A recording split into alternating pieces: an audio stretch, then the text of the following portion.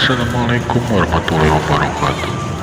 Oke teman-teman, sekarang kami berada di Desa Kutulojo, Tuban, tepatnya di komplek pemakaman Sunan Bonang yang berada di alun-alun dekat Masjid Agung Tuban.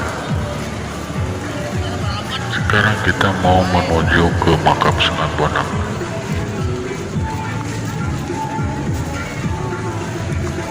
Di sini terlihat banyak para jemaah yang akan berziarah ke makam Sunan Bonang. Dari terminal menuju ke makam harus menggunakan beca. Untuk ongkosnya biasanya per orang hanya 15.000 satu balik ya. Karena ini lumayan ya, sekitar 2 kilo 3 kilo jaraknya. Nah, sekarang kita berada di beca ya.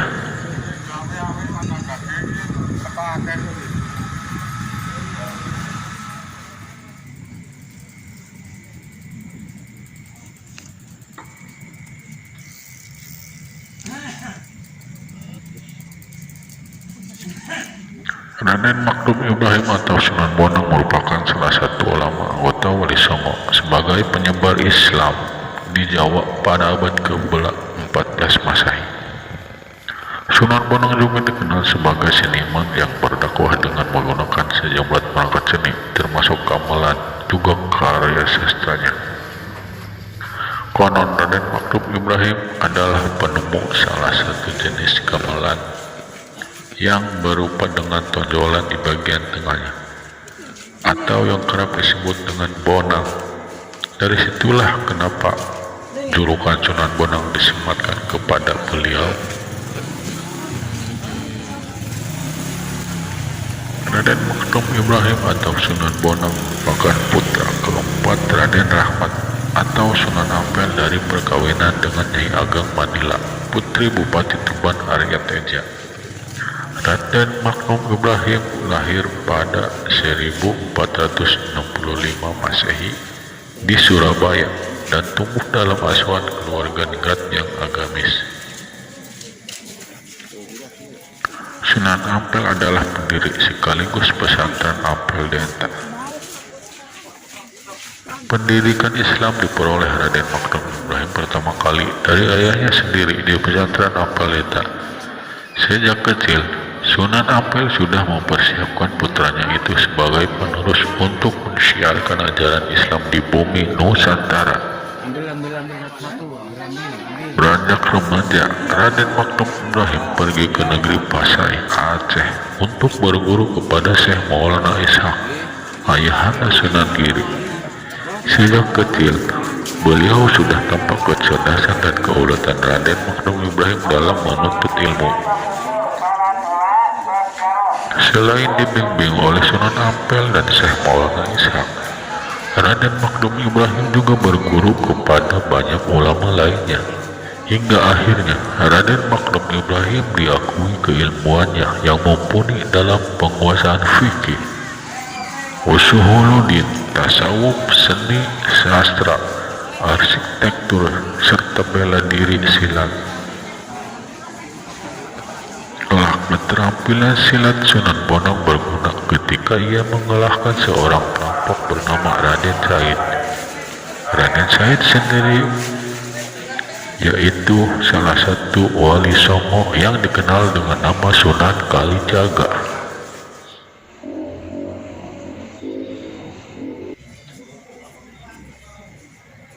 Sekarang kita mau memasuki area makam Raden Sunan Bonang. Dakwah Sunan Bonang dimulai dari Kediri, Jawa Timur. Ia mendirikan langgar atau musola di tepi Sungai Berantas, tepatnya di Desa Singkal. Diceritakan Sunan Bonang sempat mengislamkan Adipati Kediri Arya Wiranata pada dan putrinya.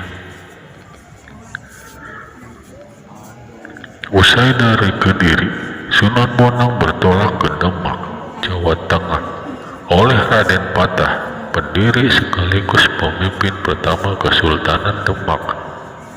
Sunan Bonang diminta untuk menjadi imam Masjid Demak. Ada satu lagi versi berbeda terkait mana Sunan Bonang yang disempatkan pada Raden Maknum Ibrahim. Selain dari kisah bahwa ia adalah gamelan jenis Bonang, selama menjadi imam Masjid Demak, Raden Maknum Ibrahim tinggal di desa.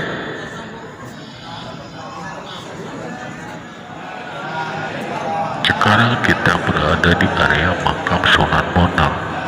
Di situ terlihat banyak sekali para peziarah yang sedang berzikir.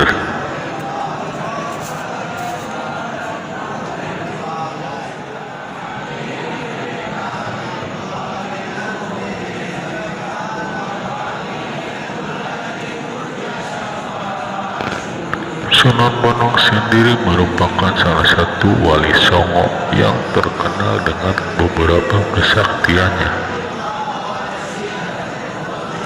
Bahkan beliau akrab menaklukkan para perampok yang berandalan dan kerap ditakuti masyarakat kala itu. Salah satu kisah yang terukir saat Sunan Bonang berhadapan dengan perampok bernama Berandalan Rokajaya. Saat itu, pemilik nama Raden Maknum Ibrahim ini dihadang oleh Berandalan Lokajaya. Dikisahkan dalam buku Sunan Bonang Wali Keramat, Karomah, Kesaktian, dan Ajaran-ajaran Hidup Sang Waliullah, karya Asti Musman.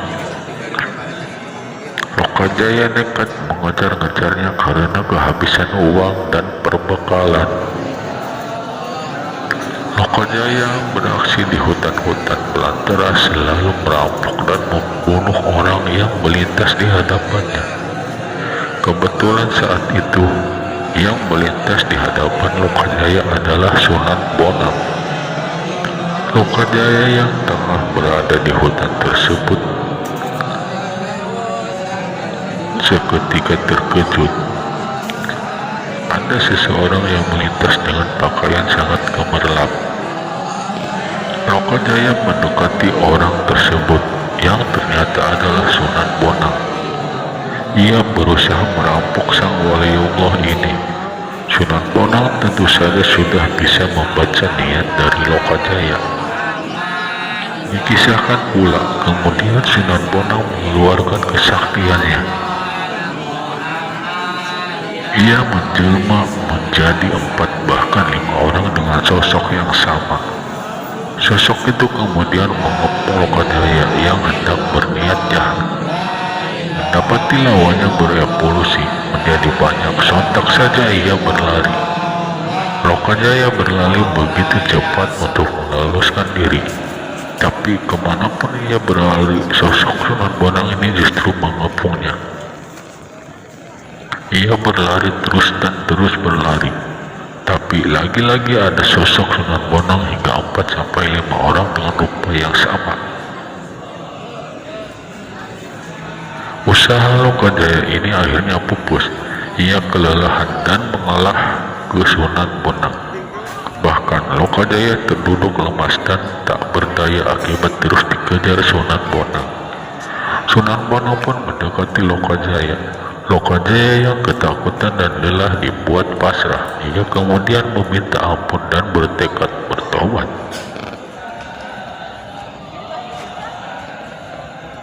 Konon hingga setahun lamanya Sunan Bonang meninggalkan Lokajaya yang masih setia menjaga tongkat Sunan Bonang. Suatu ketika Sunan Bonang teringat bahwa tongkatnya tertinggal di hutan dan beliau datang untuk mengambilnya. Tapi beliau dibuat terkejut lantaran semuanya telah berubah. Pohon beringin telah tumbuh rindang dan banyak semak belukar. Akarnya bahkan melilit di tubuh Lokajaya yang tak beranjak menjaga tongkat Sunan Bonang.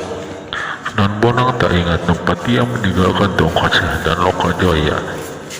Selanjutnya Sunan Bonang pun segera menyalakan api dan hutan pun segera terbakar. Tapi Lokajaya tak juga bergerak hingga seluruh tubuhnya ikut terbakar. Lokajaya yang telah tidak makan dan tidur coba didekati oleh Sunan Bonang. Kedatangan Sunan Bonang hingga akhirnya membuat nasi hangat kemudian diberikan kepada Lokajaya.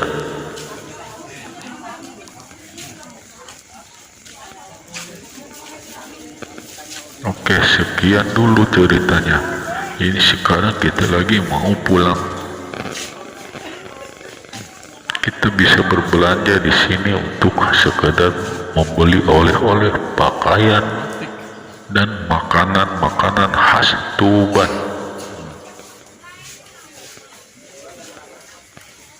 Pakaian untuk anak-anak banyak di sini, juga orang dewasa.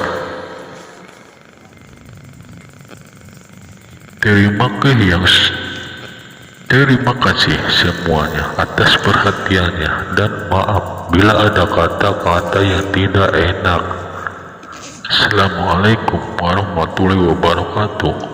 Kita kembali lagi pada video selanjutnya.